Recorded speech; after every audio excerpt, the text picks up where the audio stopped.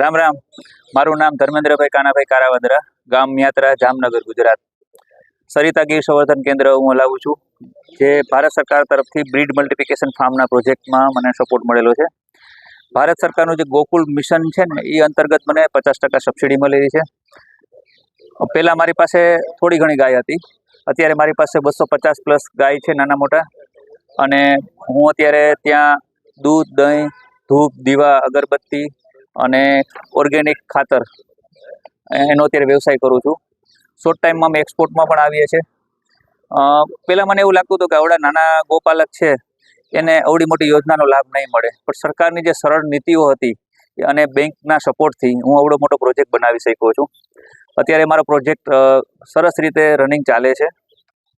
અને બીજું, આગળના જે સરકારો હતી આપણી, એમાં ક્યારેય પીએમને મળવું હોય તો આમ પબ્લિક અથવા આમ ગોપાલક અથવા આમ ખેડૂતને ત્યાં પહોંચવું અશક્ય જ હતું. પણ મોદી સાહેબે આવી રીતના કોઈ પણ સિલેક્ટ કરીને આપણે ક્યાં કઈ જગ્યાએ શું કામ કરે છે એ આપણી સરકારની નજર છે જ. આપણે સારું કામ કરીએ તો એ લોકો ત્યાં બોલાવીને પ્રોત્સાહન દેવા માટે તૈયાર જ છે. એટલે હંમેશા પોઝિટિવ કામ કરવા માટે આપણે રહેવું જ જોઈએ તૈયાર. પોઝિટિવ કામ કરતા હશે તો ગમે ના ગમે તે આપણે ફળ મળવાનું જ છે. એટલે મારો બધાને છે કે આપણે શું કરીએ છીએ અને કેવી રીતના હલાવીએ છીએ એ આપણી સરકાર જોવે છે અને સપોર્ટ પણ સારો આપે છે.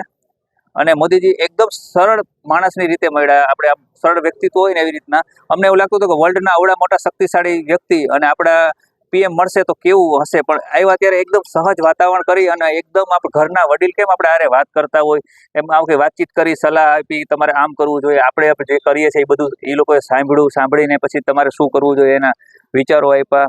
અને આ રીતના આપણે જો સપોર્ટ આપે ને સરકાર, તો અમે તો અત્યારે એટલો જોશ અને એટલો આનંદ છે અમને કે આ સપોર્ટથી, કે અમે જે કરીએ છીએ એથી ડબલ કરીને અમે શોર્ટ ટાઈમમાં દેખાડશું કે સરકાર જો એટલો સપોર્ટ આપતી હોય તો આપણે ઘણું સારું કરવું જ જોઈએ. મોદી સાહેબે ઘણું માર્ગદર્શન આપ્યું ને એમાં કીધું કે તમે જે વાછડીઓ જે આદિવાસી મહિલાને આપી છે ત્યાં તમારે શરત રાખવી જોઈએ કે એની પહેલી વાછડી આવે એ તમારે પાછી લેવાની અને બીજા આદિવાસીઓને એટલે બીજાને લાભ મળે એ બીજાને તમારે આપવાની. એવું એને વારાણસીમાં એને છે ને 100 ગાયો આપી છે ને ત્યાં એ કન્ડિશન રહી ગઈ છે કે 100 ગાયોને જે વાછડીઓ આવે 100 એ પાછી બીજા લોકોને, એટલે એ કે તમારો જે લાભ મળે ને એ બને ત્યાં સુધી વધારે બધાને મળે અને બધાને વધારે ઇન્કમે થાય અને સપોર્ટ મળી રહે બધા ખેડૂતને.